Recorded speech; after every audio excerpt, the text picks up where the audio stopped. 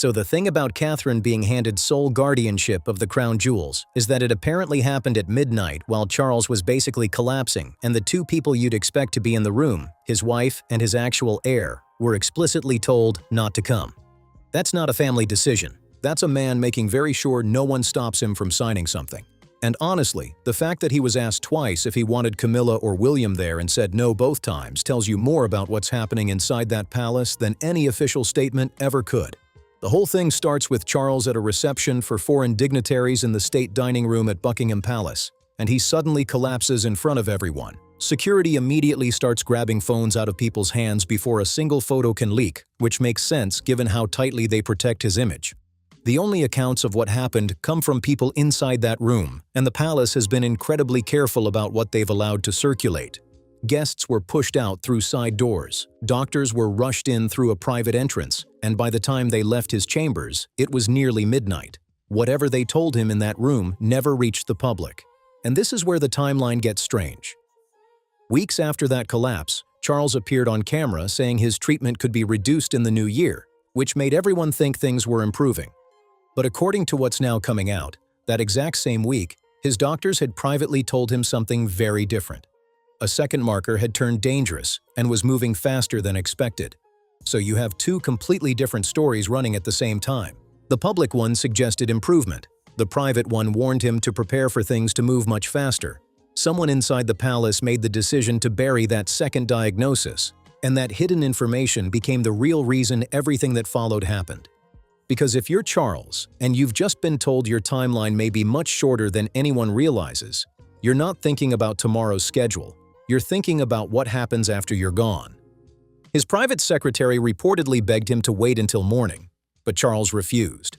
Whatever those doctors said pushed him to act immediately. So the royal solicitor was called to the palace after midnight to witness the signing of a document that normally would have taken months of legal review.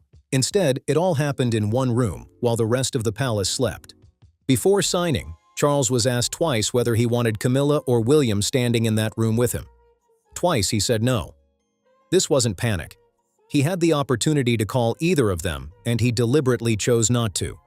He shut them both out of the room where the future of his family was being rewritten. And if you're wondering why a king would lock out the two people closest to him at such an important moment, the most likely answer is also the harshest. Charles didn't want anyone in that room who might slow him down or try to change his decision.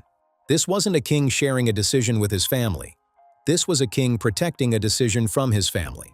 So he signs the emergency guardianship order, transferring sole control of the crown jewels to Catherine.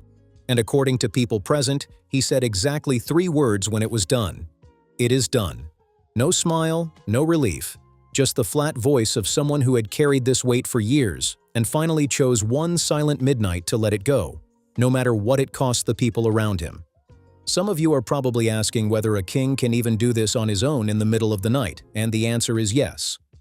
The British monarchy runs on something called the royal prerogative, which gives a reigning monarch broad authority over matters tied directly to the crown, and the crown jewels fall within that authority. Legally, Charles was allowed to make this decision without Parliament or any other approval. But what made this so unusual wasn't whether he had the right, it was the speed. Decisions like this normally take years, discussed quietly behind closed doors and carefully managed so nobody is caught off guard. Charles compressed all of that into one midnight signature, and that alone suggested how little time he believed he had left. When you look at what these treasures have already survived, it puts the whole thing into perspective. They were destroyed once centuries ago, melted down in an attempt to erase the monarchy, yet the tradition eventually returned. They survived theft, wars, uprisings, and the collapse of empires. And now, after all of that, their next chapter was decided by one exhausted man while the rest of the palace slept, unaware their future had just changed. But while Charles sat alone with what he'd done, Camilla was only moments away from discovering that everything had changed for her as well. Camilla didn't hear about the order from her husband. She heard it from a staff member hours after the ink had dried, delivered in the careful tone people use when they know difficult news is coming. The moment she heard it, she headed straight for Charles's study. Here's where it gets even messier.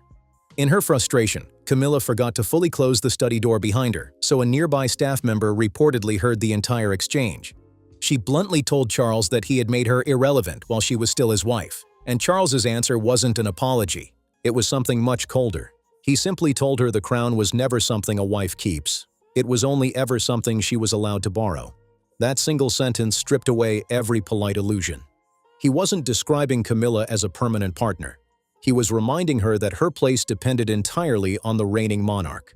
To understand why that cut so deeply, you have to understand what being a consort in the House of Windsor actually means. A consort doesn't inherit the throne. A consort doesn't inherit the crown jewels. A consort is only granted access to certain jewelry for official occasions, always at the pleasure of the reigning monarch, and with the understanding that when the monarch dies, most of that access ends as well. Camilla had always known this in a distant, abstract way, the way someone knows an uncomfortable truth they'd rather not face. But hearing it spoken directly to her, just as another woman had been handed permanent legal control over those same treasures, turned an old reality into a deeply personal wound. And this explosion didn't come from nowhere. It had been building for years. Long before this night, Camilla had personally asked the palace jewelry office to let her wear a specific historic diamond necklace for a state visit that mattered deeply to her. She was told it needed further review. That review never came, and no explanation followed. It simply disappeared into the same silence the palace has perfected for generations. Then, 2 years later, that exact same necklace appeared around Catherine's neck at a state dinner with no warning to Camilla. She found out the same way millions of others did, watching it happen live on television. Camilla never complained publicly. She smiled through every photograph, attended the same events, and stood beside Catherine as though nothing had happened. But according to people who worked closely with her, she quietly kept track of every occasion where something she had once requested later appeared on someone else. Those records aren't dramatic by themselves, but together they paint the picture of a woman who spent years silently counting every disappointment while presenting a calm face to the world. That kind of quiet resentment can be far more powerful than open anger because it never truly disappears. As if that wasn't enough, a staff member near the study that night reportedly heard something even more revealing. Camilla said she refused to be the second wife erased from 2 histories at once. For years, palace insiders had quietly compared her with Princess Diana, whose memory has remained part of the royal story for decades. Now she found herself pushed aside again, this time by a woman young enough to be her daughter, who wasn't even inside the building when the decision about the family's future was made. Twice rejected, decades apart, always for the same painful reason. Camilla would always be the woman who came second, no matter how hard she fought to be seen differently. Charles didn't call after her when she stormed out. He stayed exactly where he was, staring at the document that had just torn a hole through his marriage. Nobody in the palace knew what Camilla planned to do next, and that uncertainty alone was enough to unsettle everyone watching closely. Because someone who has quietly accepted one disappointment after another for years doesn't simply forget the night her own husband called her a borrower inside her own home. What happens next is anyone's guess. Will Camilla quietly accept this as she has accepted so many other disappointments, continuing to smile for the cameras? Or has something finally changed? People close to the household described her in the following days as unusually withdrawn. She skipped several minor engagements she would normally attend and refused to comment when reporters asked about Catherine's new role. Silence inside a family built on carefully managed public appearances is rarely just silence. It's usually a sign that important decisions are being made behind closed doors. And while Camilla struggled with feeling pushed aside, the woman who had just inherited this responsibility, without ever asking for the conflict that came with it, was already carrying a burden few people understood. Before any of this became official, Catherine had looked Charles in the eye and asked him to wait. Not forever, she told him. Just until things were less painful for everyone in this family. But Charles refused. There would be no delay, regardless of how difficult it would be for those closest to him. That answer revealed how determined he had become. To understand why Catherine even asked, you have to understand what she had already endured. She built her own path, working in her family's business and earning her place through years of ordinary effort rather than privilege. Then illness forced her away from public life for months while the world endlessly speculated. Catherine quietly returned without complaint, rebuilding her role step by step until she stood beside a visibly struggling king before the entire world. She had already overcome one challenge few expected her to face. Now she had been handed another, and this one had no clear ending. Catherine had also achieved something very few members of the royal family ever managed. She made centuries-old royal treasures feel important again to a modern audience. Jewels that had spent years hidden away suddenly became major talking points whenever she wore them. Royal watchers repeatedly noticed this pattern, describing it as a rare ability to breathe new life into pieces of history many people had forgotten. That instinct was exactly why Charles trusted Catherine with this responsibility, even though it created tension within his own family. He wasn't only protecting the jewels, he believed she could preserve the significance of the institution itself. So what exactly is Catherine now responsible for? This isn't just a ceremonial title. The monarchy's crown jewels are now under her sole guardianship. The imperial state crown sits at the center, covered with diamonds of extraordinary value. St. Edward's crown is even more significant, used only during the coronation of a new monarch. Then there's the Cullinan diamond, discovered during the colonial era under harsh mining conditions. And then there's the Koh-i-Noor diamond, where the story becomes even more controversial. Its history doesn't read like the story of a treasured jewel passed peacefully from one owner to another. It reads like a record of conflict. Some former owners were blinded, others were tortured until they surrendered. Some were killed by rivals determined to possess it. Even today, more than one nation continues to argue that it was taken rather than freely given during a period of history the crown would rather leave behind. Catherine hasn't inherited a pretty piece of jewelry to admire behind glass. She has inherited a diamond that multiple governments still describe as disputed property, and now she's the one legally responsible for protecting it, whether she fully understood what that responsibility meant or not. Diplomats from those nations have quietly raised the issue at official events for years, only to be met with polite silence. Now that burden rests on Catherine instead of Charles. To make things even more unsettling, these treasures have already been destroyed once before, and they came back from nothing. In 1649, the original collection was melted down, the gold stripped away, and the gems sold in a deliberate attempt to erase the monarchy completely. But it clawed its way back in 1661, rebuilt by people who refused to let the tradition disappear. It has also been stolen exactly once, in 1671, by a man named Thomas Blood, and the way he did it still surprises historians today. Thomas didn't smash through locked doors like an ordinary thief. Instead, he spent months earning the trust of the tower's keeper, sharing meals with him and becoming a trusted friend before trying to leave the Tower of London with the imperial state crown hidden beneath his cloak. He was caught, but in a twist many people forget, the king pardoned him instead of ordering his execution. Historians have debated that decision for centuries. Some believe the king admired his boldness. Others believe Thomas knew secrets about the crown valuable enough to secure his freedom. Either way, the treasure was stolen by the one man the keeper trusted most. Now ask yourself something uncomfortable. Catherine is the person standing closest to these treasures today. She is responsible for history shaped by conflict, revolution, and betrayal, without any written guarantee about what happens after her father-in-law is gone. Because behind closed doors, the crown's own lawyers were already asking the question nobody wanted spoken aloud. When William and Catherine first received the power to grant royal warrants, the palace celebrated with official statements and public announcements. But this time there was nothing. No press conference, no explanation linking the decision to Charles's declining health, only a quiet legal filing that attracted little public attention. That silence speaks louder than any public statement. Charles's health has been described as precarious by people close to him, and the public was only told his treatment would be reduced, never that concerns had become more serious. Looking back, many believe that careful wording was chosen for a reason. The warrant powers alone were historic.